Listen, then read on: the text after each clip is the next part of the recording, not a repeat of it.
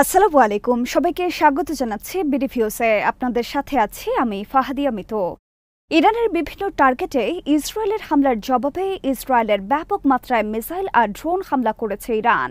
Israeli media সহ পশ্চিমা প্রভাব বলয়ের আন্তর্জাতিক মিডিয়াগুলো দাবি করেছে যে ইরানের অধিকাংশ মিসাইল তারা ঠেকিয়ে দিয়েছে, কিন্তু ধ্বংসস্তূপের ছবি বা হতাহতের তথ্য তারা আড়াল করতে পারছে না। গভীরভাবে দেখলে বোঝা যাবে ইরান এরই মধ্যে কৌশলগত ও প্রতীকী লক্ষ্য অর্জন করেছে। ইরানের হামলার যে লক্ষ্য এবং এর যে আঞ্চলিক ও দীর্ঘমেয়াদী প্রভাব তৈরি হয়েছে সেটা বিবেচনায় নিয়ে বলা যায় তেহরান এরই মধ্যে অনেকটা সফল হয়েছে। বিস্তারিত থাকছে হায়দার সাইফের প্রতিবেদনে।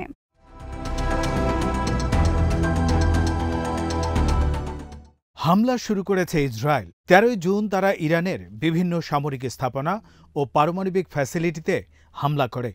এর মধ্যে তেহরানের প্রতিরক্ষা মন্ত্রণালয় ও নাতানস পারমাণবিক ফ্যাসিলিটিও রয়েছে। হামলায় নিহত হয়েছেন ইরানের শীর্ষ বেশ কয়েকজন জেনারেল ও পারমাণবিক বিজ্ঞানী। সর্বোচ্চ নেতা আয়াতুল্লাহ আলী খামেনি সহ ইরানের শীর্ষ নেতারা এই হামলার কঠোর জবাব দেওয়ার ঘোষণা দেন। তাদের পাল্টা হামলা শুরু হয় ১৪ জুন। শত শত ব্যালিস্টিক মিসাইল আর ড্রোন দিয়ে হামলা চালায় ইরান। তেল আবিব আর হাইফার মতো ইসরায়েলের গুরুত্বপূর্ণ শহরের বিভিন্ন স্থাপনায় আঘাত হানে ইরানের মিসাইল। এই হামলায় ক্ষয়ক্ষতি ব্যাপক না হলেও ইসরায়েলের কাছে পরিষ্কার বার্তা দিয়েছে তেহরান।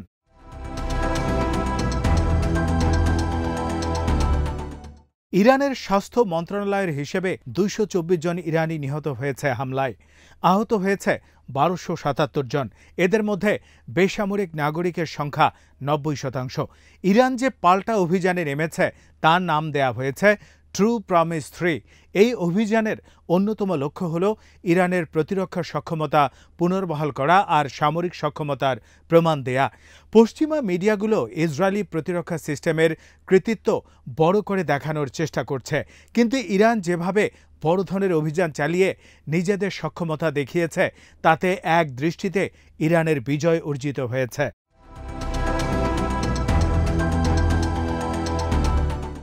ইরানের অন্যতম লক্ষ্য ছিল সক্ষমতা দেখানো। ইসরায়েলকে যে তারা সরাসরি আঘাত করতে পারে সেটা তারা দেখিয়ে দিয়েছে। বহু দশক ধরে ইরান ইসরায়েলের মোকাবেলায় হিজবুল্লাহ হামাসের মতো প্রক্সি শক্তিগুলোর উপর নির্ভর করেছে। সিরিয়ায় আসাদ সরকারের পতন এবং প্রক্সি শক্তিগুলো দুর্বল হয়ে যাওয়ার পর ইরান অনেকটাই নিঃসঙ্গ হয়ে পড়ে। কিন্তু সরাসরি দেশের মাটি থেকে মিসাইল আর ড্রোন ছুড়ে তারা বুঝিয়ে দিল যে ইরান স্বাধীনভাবে পদক্ষেপ নেয়ার ক্ষমতা রাখে। এই পরিবর্তনটা খুবই গুরুত্বপূর্ণ। এই হামলা প্রমাণ করেছে যে ইরানের সামরিক সক্ষমতার ব্যাপ্তি সীমান্ত ছাড়িয়ে বহুদূর পর্যন্ত বিস্তৃত। ইসরায়েলের নিরাপত্তার ধারণাকে তারা আঘাত করতে পারে।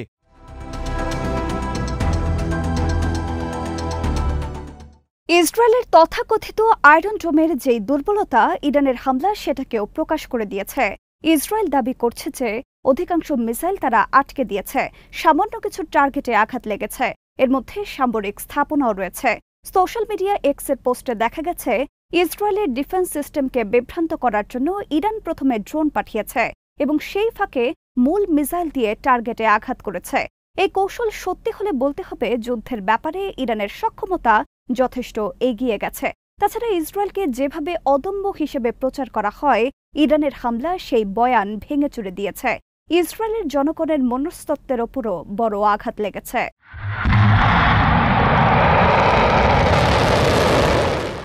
ইরানের জবাবের উদ্দেশ্য ব্যাপক ক্ষয়ক্ষতি ছিল না, বরং তারা তাদের প্রতিরোধ সক্ষমতাকে পুনর্বহাল করতে চেয়েছে। তেহরান ইঙ্গিত দিয়েছে আগ্রাসন বাড়লেই কেবল তারা শক্তি প্রয়োগ করবে। এর মাধ্যমে ইসরায়েল আর তাদের মিত্রদেরকে সুস্পষ্ট বার্তা দেওয়া হয়েছে। মার্কিন যুক্তরাষ্ট্রের মতো শক্তির সমর্থন নিয়ে ইসরায়েল কয়েকদিন ধরে যে হামলা করছে সেখানে ইরানের টিকে থাকাটা প্রমাণ করে যে তাদের প্রতিরোধ সক্ষমতা রয়েছে। তাছাড়া এটাও বোঝা গেছে যে ইসরায়েলের সুনির্দিষ্ট হামলার পরও ইরানের সামরিক অবকাঠামোগুলো এখনও কার্যকর রয়েছে।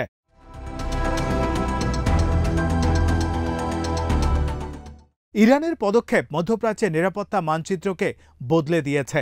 বহু বছর ধরে ইসরায়েল ইরানের মিত্রদেরকে দুর্বল করার চেষ্টা করেছে। গাজার হামাস থেকে নিয়ে লেবাননের হিজবুল্লাহ সবই আছে এই তালিকায়। সিরিয়ার আসাদ সরকারের পতনে ইরান আরও বিচ্ছিন্ন হয়ে পড়ে। এবার ইসরায়েলে সরাসরি হামলা করে ইরান আঞ্চলিক শক্তি হিসেবে নিজেদের অবস্থানকে আরও সংহত করল। তাদের এই পদক্ষেপ মিত্রদের মধ্যে এবং ইসরায়েল বিরোধী বিভিন্ন পক্ষের মধ্যে ইরানের অবস্থানকে আরও মজবুত করবে।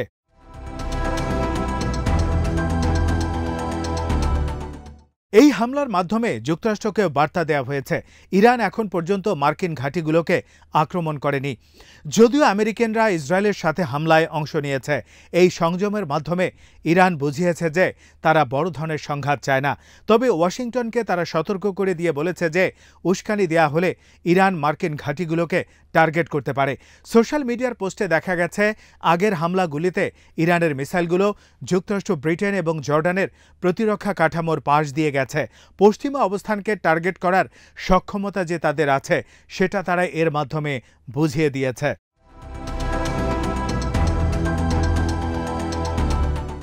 ইরান এই হামলার মাধ্যমে দেশের অভ্যন্তরীণ সমর্থনকেও সংহত করেছে।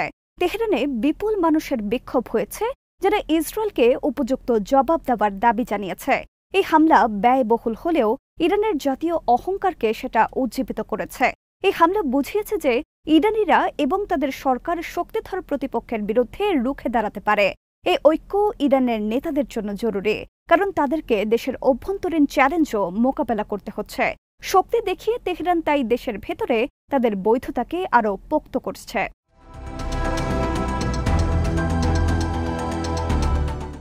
সামরিক অর্জনের বাইরেও ইরানের এই পাল্টা জবাবের প্রতীকী তাৎপর্য রয়েছে। বহু দশক ধরে ইসরায়েল ইরানের বিরুদ্ধে গোপনে অভিযান চালিয়েছে, তাদের বিজ্ঞানীদের হত্যা করেছে, ফ্যাসিলিটিতে হামলা করেছে। সরাসরি হামলা করে ইরান সেই পরোক্ষ প্রতিরোধের চক্র ভেঙে দিল। তারা দেখিয়েছে যে তেহরানকে চাপ দেয়া হলে তারা জবাব দিতে পারে। ইরান শুধু প্রক্সিদের মাধ্যমে কাজ করে বলে যে অপপ্রচার রয়েছে, এই হামলা সেই বয়ানকে ভেঙে দিয়েছে।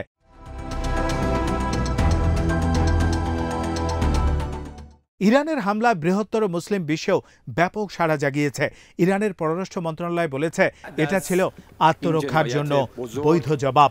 ফিলিস্তিন ও লেবাননে ইসরায়েলের বর্বরতায় যারা অতিষ্ঠ, তাদের সাথে ইরানের এই অবস্থান মিলে গেছে। ইসরায়েলে হামলা করে ইরান নিজেদেরকে আঞ্চলিক সার্বভৌমত্বের রক্ষক হিসেবে দাঁড় করিয়েছে। পশ্চিমা আধিপত্যের বিরুদ্ধে যারা একাট্টা, তাদের উপর ইরানের এই অবস্থান বড় ধরনের প্রভাব ফেলেছে।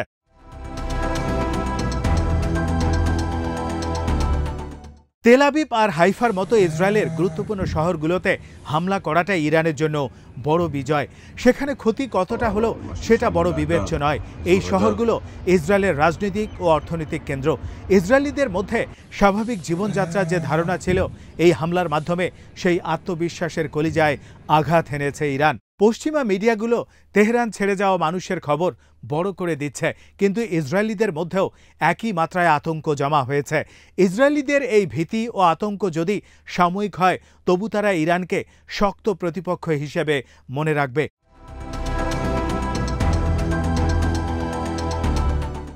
ইরানের হামলা তাদের সামরিক কৌশলের একটা নতুন ধাপ।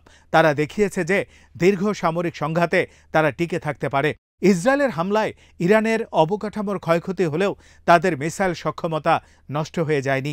ইরানের যে মিসাইলের মজুদ রয়েছে, তাতে তারা এই ধরনের জবাব দেয়া আগামীতেও জারি রাখতে পারবে।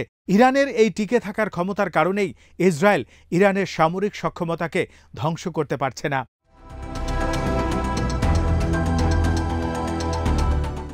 যুক্তরাষ্ট্রের সাথে পারমাণবিক আলোচনা বাতিল করাটাও ইরানের কৌশলগত পরিবর্তনের ইঙ্গিত দিচ্ছে।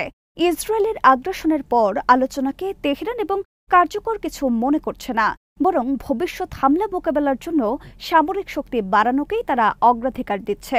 ইরানের অনুরোধে ইন্টারন্যাশনাল অ্যাটমিক এনার্জি এজেন্সিতে জরুরি বৈঠক হয়েছে। সেখানে বোঝা গেছে কূটনৈতিক প্রচেষ্টা পরিত্যাগ করেনি ইরান। ইসরায়েলের হামলাকে আন্তর্জাতিক আইনের লঙ্ঘন হিসেবে তুলে ধরে ইরান এর নিন্দা জানানোর জন্য বিশ্বের প্রতি আহ্বান জানিয়েছে।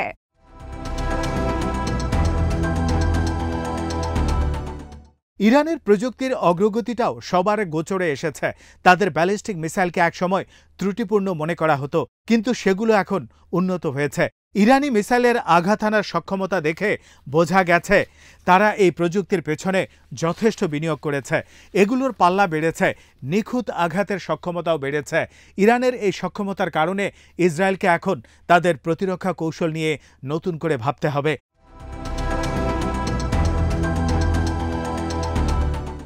ইরানের সাফল্যের সাথে অবশ্য কিছু ঝুঁকিও রয়ে গেছে।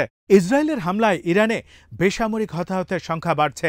ইরানের পররাষ্ট্রমন্ত্রী জানিয়েছেন, হতাহতের 90% বেশি হল বেসামরিক নাগরিক। এটাকে পুঁজি করে ইরানের ভেতরে সরকার বিরোধী আন্দোলন চাঙ্গা করার চেষ্টা করা হচ্ছে। তেহরানকে অবশ্যই এমন পদক্ষেপ নিতে হবে যাতে জবাব দেওয়ার পাশাপাশি নিজেদের নাগরিকদের হতাহতের সংখ্যা তারা কমিয়ে আনতে পারে।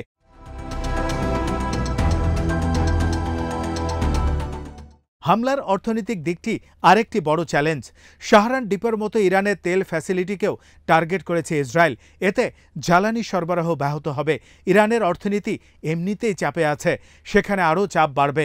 তবে এইসব চাপ সহ্য করেও তেহরান যে ইসরায়েলকে জবাব দিচ্ছে, সেটা তাদের প্রতিরোধ সক্ষমতাকে তুলে ধরেছে।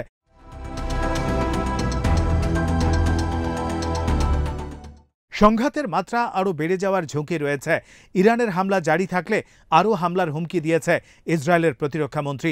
ব্যাপক মাত্রার যুদ্ধ এড়ানোর জন্য ইরানের নেতাদেরকে অবশ্যই সজাগ থাকতে হবে।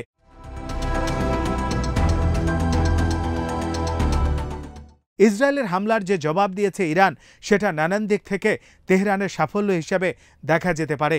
এই প্রতিজবাব তাদের প্রতিরক্ষা সক্ষমতাকে পুনর্বহাল করেছে, ইসরায়েলের দুর্বলতাকে প্রকাশ্যে নিয়ে এসেছে, ইরানের আঞ্চলিক প্রভাব ফিরিয়ে এনেছে। প্রতীকীভাবে এই হামলা ইসরায়েলের আধিপত্যকে চ্যালেঞ্জ করেছে, দেশে ও দেশের বাইরে ইরানের ভাবমূর্তিকে উজ্জ্বল করেছে। যদিও ঝুঁকি এখনও রয়েই গেছে এবং আঞ্চলিক বয়ান বদলে দেওয়ার মাধ্যমে ইরান আসলে কৌশলগতভাবে বিজয়ী হয়েছে। কিভাবে দুই পক্ষ সামনে এগোয় তার উপর এই লড়াইয়ের দীর্ঘমেয়াদী ভবিষ্যৎ নির্ভর করছে। তবে অন্তত এই মুহূর্তের জন্য ইরান তাদের শক্তি ও সক্ষমতা দেখিয়ে দিয়েছে। তাদের সামরিক ও রাজনৈতিক শক্তি নিয়ে অনেকের পুরনো ভুল ধারণা তারা ভেঙে দিতে সক্ষম হয়েছে।